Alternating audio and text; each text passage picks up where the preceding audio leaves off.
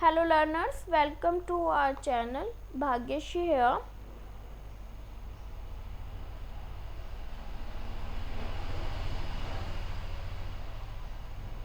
आज का जो हमारा PYQ है ये जून 2022 का है, ऑपरेटिंग सिस्टम का है। ये भी CPU शेड्यूलिंग का है, बहुत इम्पोर्टेंट है, बहुत मज़ा आने वाला है। देखिए करते हैं यहाँ पे ये क्वेश्चन लेकर आने का मेरा जो पर्पज़ है, इससे आपको ना CPU शेड्यूलिंग के छोटे छोटे पॉइंट क्लियर होंगे जो कि ज़रूरी हैं। पेपर में आ जाते हैं इस टाइप के क्वेश्चन ना, थ्योरी बेस में आ जाते हैं, कई बार ना मैच द कॉलम में भी आ जाते हैं। और ठीक है, तो चलिए करते हैं। तो जैसे स्टेटमेंट वाले आ रखे हैं, है ना, स्टेटमेंट में भी आते हैं। तो कई बार मतलब इन्हीं क्वेश्चंस होते हैं, टॉपिक यही होते हैं, ठीक है ना, पॉइंट्स यही होते हैं और इन्हीं पॉइंट्स को घुमा घुमा के पूछ लिया जाता है और कुछ भी नहीं है। तो shortest remaining time first scheduling, ठीक है, वो क्या कह रहे हैं, पहले तो ये देखना है कि ट्रू पूछा है या नॉट ट्रू पूछा है या फॉल्स पूछा है, क्या लिखा हुआ है। जब ये नॉट ट्रू लिख देते हैं या नॉट करेक्ट लिख देते हैं तब बड़ा कंफ्यूजिंग होता है थोड़ा सा ना। तो यहाँ पे अगर कोई बच्चे नहीं पढ़ पाते हैं तो आता हुआ क्वेश्चन भी गलत हो जाता है, बहुत हर्ट होता है बाद में। तो चलिए करते हैं। Shortest remaining time first scheduling, this is the topic of the CPU scheduling. May cause starvation. What is the starvation? Starvation मैंने आपको बताया था क्या होता है। देखिए FCFS जो होता है वो आपका प्रॉब्लम क्या होती है, कॉन्वे इफेक्ट की, कॉन्वे इफेक्ट की, उसको रिसॉल्व करने के लिए क्या आता है, SJF आता है। दिस इज टू टाइप्स के होते हैं, नॉन प्रिमिटिव एंड प्रिमिटिव। तो जो प्रिमिटिव होते हैं उसे SRTF कह दिया जाता है, शॉर्टेस्ट रिमेनिंग टाइम फर्स्ट, ठीक है। अब ये इसकी वजह से होता है स्टारवेशन। स्टारवेशन का मतलब हुआ कि मान लो कि शॉर्ट्स व्हीकल्स, यानी आप एक हॉस्पिटल्स में हो, व्हीकल छोड़ो, आप हॉस्पिटल्स में हो, इस पेशेंट्स को लेना है 2 मिनट, इस पेशेंट्स को लेना है 2 मिनट और इस पेशेंट्स को भी लेना है 2 मिनट। इस तरीके से करके करके छोटे छोटे 2-2 मिनट के 15 पेशेंट्स बैठे हैं और लास्ट में एक पेशेंट्स बैठा है जिसको टोटल लेना है 15 मिनट, ठीक है, टोटल लेना है 50 मिनट। अब SJF कहता है जिसका शॉर्ट टाइम है वो पहले आ जाए।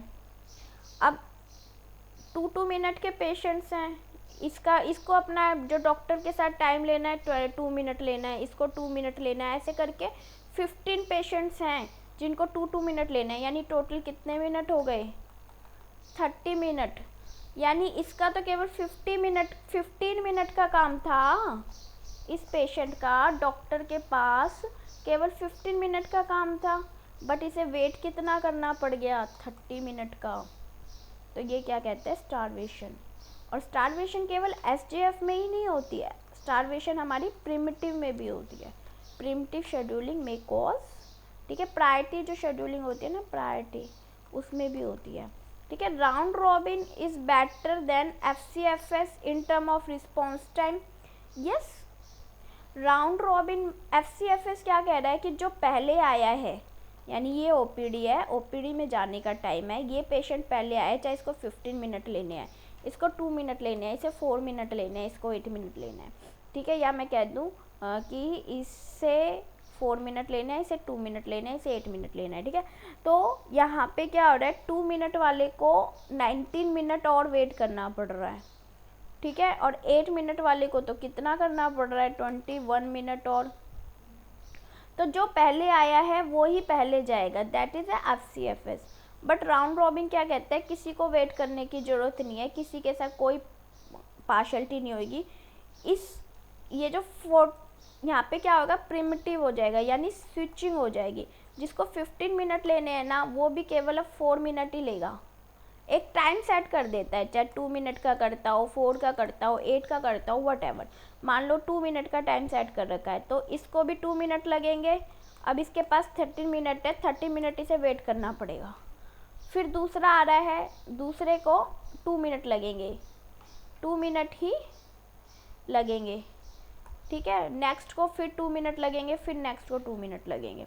तो इसका काम सिर्फ 2 मिनट का था ना, तो इसका काम ख़त्म होएगा पहले, ये सबसे पहले फ्री हो जाएगा। फिर इसका टाइम रह जाएगा, जैसे देखो